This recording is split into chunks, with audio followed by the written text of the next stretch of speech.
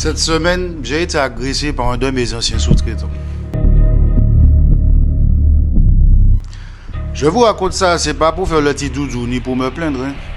Mais parce que pour moi, la meilleure façon de combattre la violence, c'est d'en parler. Et surtout, j'en lui en veux vraiment pas. Parce que je pense quand on est capable de tout par l'énergie du désespoir, quand on attend son argent depuis des mois, que tu as des charges, une famille, que personne ne t'écoute, quelque chose peut exploser. J'en suis témoin. Ce que j'ai vécu, c'est le résultat d'une chaîne. Des impayés sur mes chantiers, une société liquidée et un homme désespéré en face de moi. Cet épisode 10, il est pour tous les entrepreneurs qui traversent des difficultés en silence. Pour que vous sachiez quoi faire et pour que personne n'en arrive là. Restez jusqu'au bout.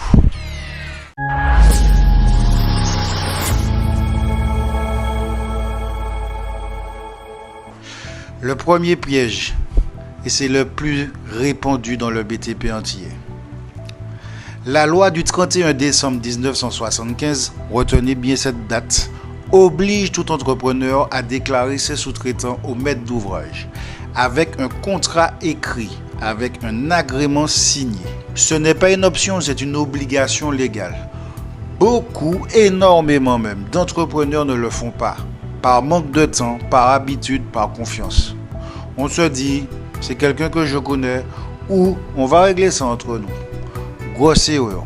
Parce que si tu ne déclares pas ton sous-traitant et que tu ne le paies pas, il a un droit qu'on appelle l'action directe. Ça veut dire qu'il peut contourner complètement et aller réclamer son argent directement au maître d'ouvrage sans passer par toi. Et toi, tu te retrouves pris en sandwich. Tu perds le client, tu perds le chantier et tu gardes la dette. Dans mon cas, 2 chantiers, sous-traitants non déclarés. Et quand les impayés sont arrivés, aucune protection juridique. La règle que tu dois appliquer dès demain, tout sous-traitant, même ponctuel, même de confiance, même de la famille, tu le déclares. Un contrat écrit, une déclaration au maître d'ouvrage, un agrément signé. Ce papier, c'est ton bouclier. Sans lui, tu es nu juridiquement.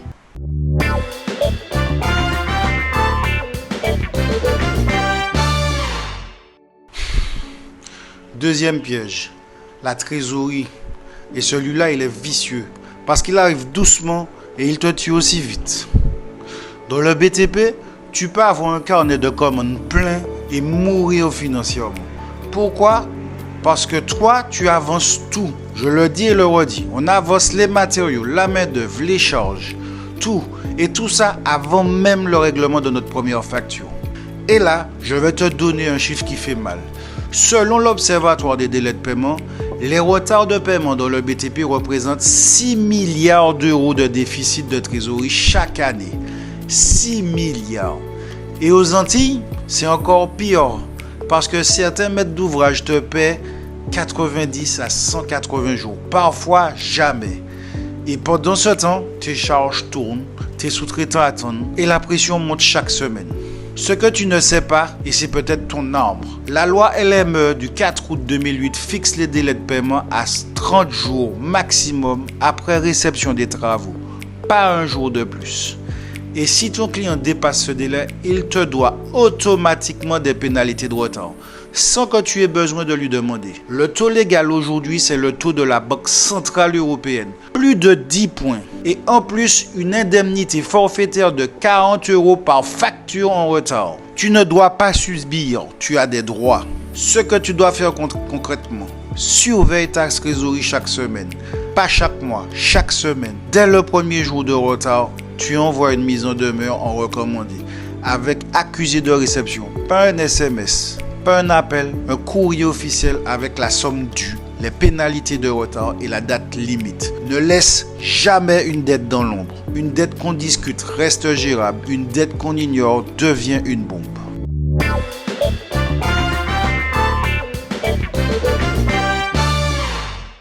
Troisième piège, et celui-là, il va faire mal. Parce que la vérité que je vais te dire, personne ne l'a dit ouvertement.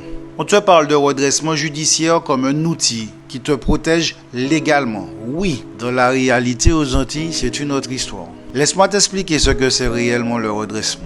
Le redressement judiciaire, c'est une procédure qui gèle et qui stoppe toutes les poursuites contre toi temporairement et qui te donne une période d'observation généralement de 6 mois pour restructurer ta boîte. Sur le papier, c'est une bouée de sauvetage. Dans la réalité aux Antilles, c'est souvent la fin. Pourquoi ? Parce que le marché est minuscule. Tout le monde connaît tout le monde. Et dès que les maîtres d'ouvrage apprennent que tu es en procédure, ils n'attendent pas. Ils sont déjà ultra frileux. Ils signent avec quelqu'un d'autre sans te le dire, sans t'expliquer pourquoi. Juste silence. Et pendant ce temps-là, ta période d'observation censée te sauver, tu n'as plus de chiffre d'affaires pour rebondir. C'est un cercle vicieux.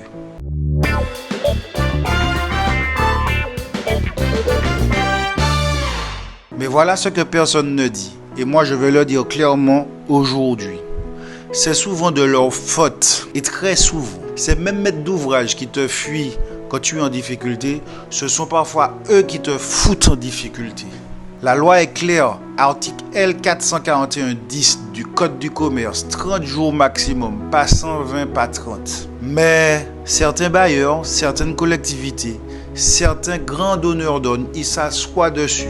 Ils payent quand ça les arrange. Et le comble, le vrai scandale, c'est qu'ils te paient en retard. Ça te met en difficulté. Et quand tu es en difficulté, ils te fuient. Alors qu'ils sont à l'origine du problème. Certains bailleurs, pas tous, mais certains font tout pour que ta boîte soit liquidée. Parce qu'une boîte liquidée, c'est un problème qui disparaît pour eux, pas pour toi. Toi, tu te retrouves seul. Zéro soutien, zéro accompagnement. Pendant qu'eux reprennent le marché avec quelqu'un d'autre dès le lendemain.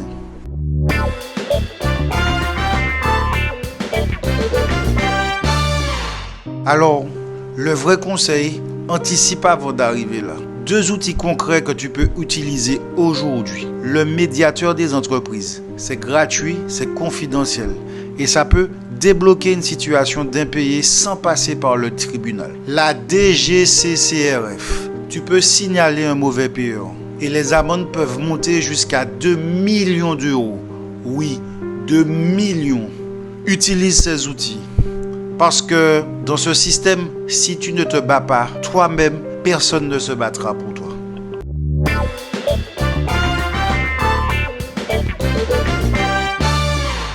Et maintenant, je vais te parler de quelque chose dont personne ne parle jamais. Quand une situation commerciale dérape, elle peut déraper humainement aussi. J'ai été agressé physiquement par mon ancien sous-traitant, quelqu'un avec qui j'ai travaillé, quelqu'un que j'ai appris à connaître. L'argent et le stress, c'est un cocktail dangereux. Quand quelqu'un attend son argent depuis des mois, quand il a lui-même des charges, une famille, la frustration peut exploser. Je comprends l'énergie du désespoir et je ne lui en veux vraiment pas. Mais comprendre, ça ne veut pas dire accepter. Ce que tu dois savoir absolument, une agression physique, même de la part d'un créancier, même de quelqu'un à qui tu dois de l'argent, c'est une infraction pénale. Article 222-11 du Code pénal. Ça n'a aucun lien avec une dette commerciale. Les deux se traitent séparément devant la loi. Si tu vis ça, tu portes plainte le même jour, sans hésiter, sans culpabilité. La dette ne donne à personne le droit de lever la main sur toi. Jamais. Peu importe le montant, peu importe la situation. Dernier point, et c'est peut-être le message le plus important de cet épisode. La liquidation judiciaire, ce n'est pas la fin. Ce n'est pas une honte, c'est une procédure légale que des milliers d'entrepreneurs ont traversée et après laquelle ils ont su rebondir. Ce que tu peux faire concrètement après une liquidation, tu peux créer une nouvelle société. Dès le lendemain, si tu veux, c'est légal. Tu conserves ton expérience, tes compétences, ton réseau. Personne ne peut t'enlever ça. Tu repars avec une structure mieux adaptée, une SASU ou une SAS qui protège ton patrimoine personnel. Parce que si ta société tombe, tu ne dois pas tomber avec elle. La liquidation efface la dette de la société, pas toi en tant que personne. Toi, tu es toujours là avec tout ce que tu as appris, avec toutes les cicatrices qui font de toi un entrepreneur solide. Et ces cicatrices, elles n'ont pas de prix.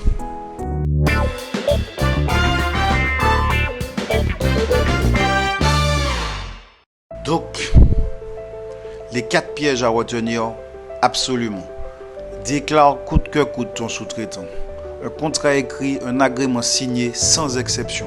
Surveille chaque semaine ta trésorerie. et dès le premier jour de retard, mise en demeure recommandée. Tu as le droit aux pénalités automatiques et à 40 € d'indemnité par facture. N'attends pas le redressement judiciaire. Utilise le médiateur des entreprises et la DGCRF avant. Ces outils sont gratuits et puissants. Quatrième, une agression physique se traite au pénal, indépendamment de toute dette commerciale. Décoffrage, c'est ça. On dit ce que les autres n'osent pas dire. On parle de vraies situations, des vraies douleurs, pour que vous ne puissiez pas vivre la même chose.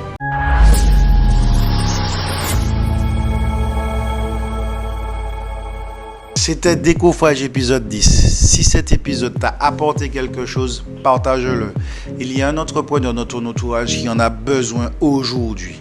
Je vous dis à la semaine prochaine. Tchuss.